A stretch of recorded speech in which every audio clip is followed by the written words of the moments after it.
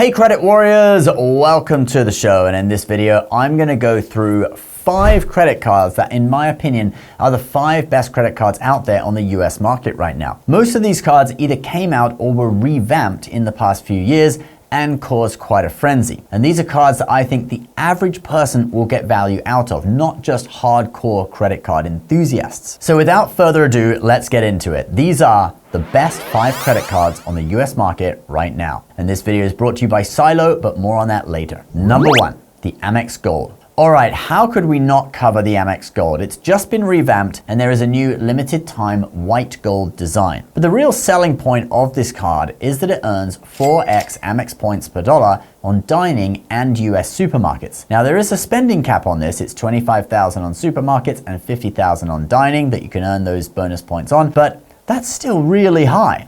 I spend about $6,000 a year at restaurants and about $8,000 a year in supermarkets. And generally, I earn around 50 to 60,000 points from those 2 categories. That's enough for a one-way business class flight to Europe. So those bonus categories are the massive selling points of this card for me. But what about the annual fee and other benefits that offset that fee? Well, the annual fee is now $325. It was just raised up from $250, but there are $424 worth of credits: the Resi credit, the Uber Cash, the Dunkin' credit, and the dining credit. So if you use all of those, you end up with American Express paying you $99 a year to hold the card. If you want to see a full breakdown of how this works, you can check out this video on my channel. That's what it looks like, and I'll put it on the end screen of this video you're watching now. For new and current card members, you now have the option of the white gold design, and for brand new card members, there is a targeted 90,000 point offer plus 20% back on dining up to $100. And if you're really lucky, there's also a 100,000 point offer plus the 20% back on dining that you might get targeted with too. But if you aren't targeted for that, you could go to resi.com and there is a 75,000 point offer plus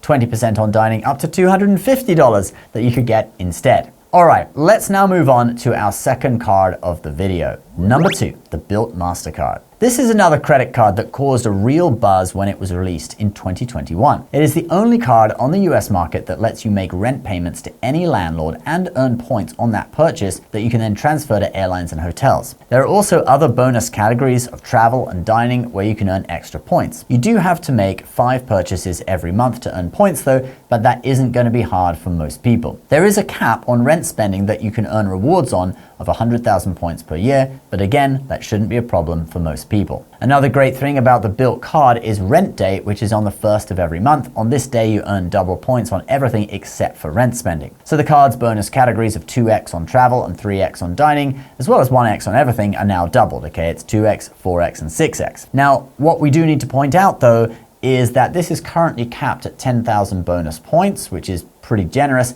but unfortunately, as of October 1st, 2024, this is going down to a cap of 1,000 extra bonus points you can earn. It's still a great card to have in your wallet, especially if you rent where you live, since there's no annual fee, and there are still opportunities to earn more points, like you might as well go out for a meal on the 1st of every month and earn 6 points per dollar on that. But the strategy of putting an entire month worth of dining or travel spending on the card on the 1st is going to be a thing of the past because of that new 1,000 point limit. All right, let's move on to the next one.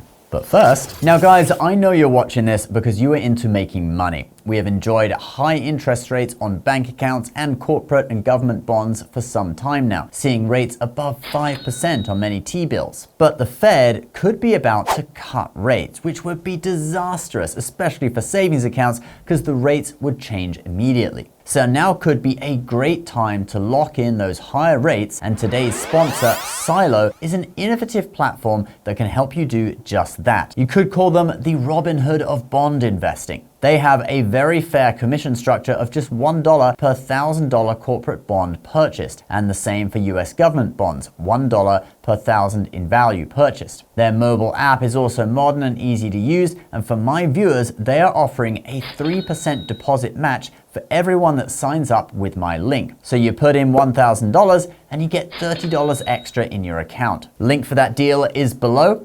But now let's get back to the video. Number 3, the Citi Custom Cash. This card from Citi was also launched in 2021. And this card is super convenient because it earns 5%, which is also convertible to 5x Citi points per dollar on $500 in your top spending category each month from this list. Restaurants, gas stations, grocery stores, select travel, select transit, select streaming services, drugstores, home improvement stores, fitness clubs, and live entertainment. But the best thing is that category is chosen automatically. Just whatever you spend most in, boom, 5x on that.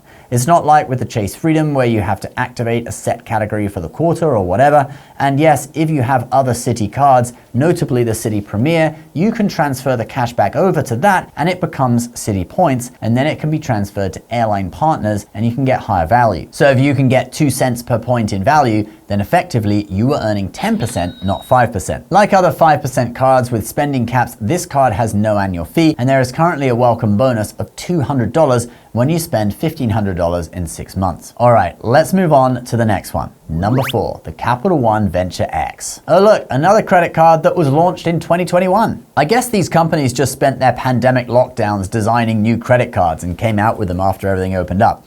But anyway, the Venture X is really exciting card because if you want airport lounge access, this is the cheapest way to get unlimited access to some of the best airport lounges. So the card has a $395 annual fee, but then you get a $300 travel credit for Capital One Travel and a global entry credit of $100 that you'll probably use in the first year. Then after that, you get 10,000 points just given to you every year after your anniversary, which are worth at least $100. So that is $400 in value back every year. But the card's annual fee is only $395. So Capital One is paying you $5 per year to keep the card. For lounge access, you get Priority Pass with 2 guests, Plaza Premium lounges, and the new Capital One lounge. So this means that it is the cheapest way to get unlimited lounge access on 2 great lounge networks.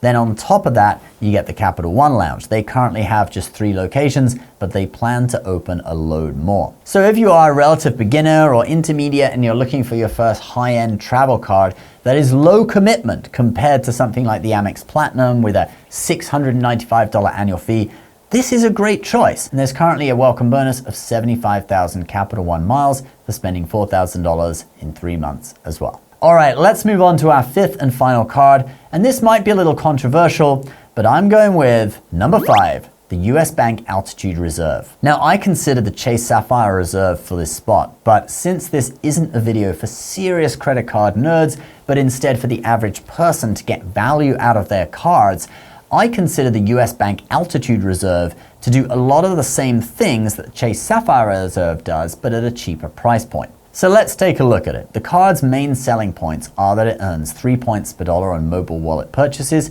and 5 points per dollar on prepaid hotels and car rentals through US Bank. And the points, like the points on the Chase Sapphire Reserve, are worth 1.5 cents per point when you use them for travel purchases. So you can see on this points calculator, my 86,000 points a year from a hypothetical $1,000 a month in mobile wallet spending would be $860 in cashback, but $1,290 in travel. As for annual fees, the card costs $400 a year, but there is a $325 credit for travel and dining, even for takeout. So that brings us down to $75 per year. You also do get a $100 global entry credit, so if you use that in your first year, they're effectively paying you, but most years it's going to be $75. Then the card also gives 8 lounge access passes for Priority Pass, which for most people who vacation once or twice a year is going to be enough. So if you were someone who was considering the Sapphire Reserve for the 1.5 cents in value per point, but wasn't liking the $550 annual fee,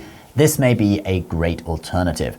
Of course, if you want the Chase Sapphire Lounge, then you do need to go for the Sapphire Reserve. But I thought it was interesting to show you how much value you can get out of an alternative to one of the most well-known cards out there. Thanks for watching, guys, and don't forget to check out Silo in the links below. Invest in bonds the smart way and get a 3% match on however much you deposit on their platform. Please subscribe if you're new. We'll see you in the next video.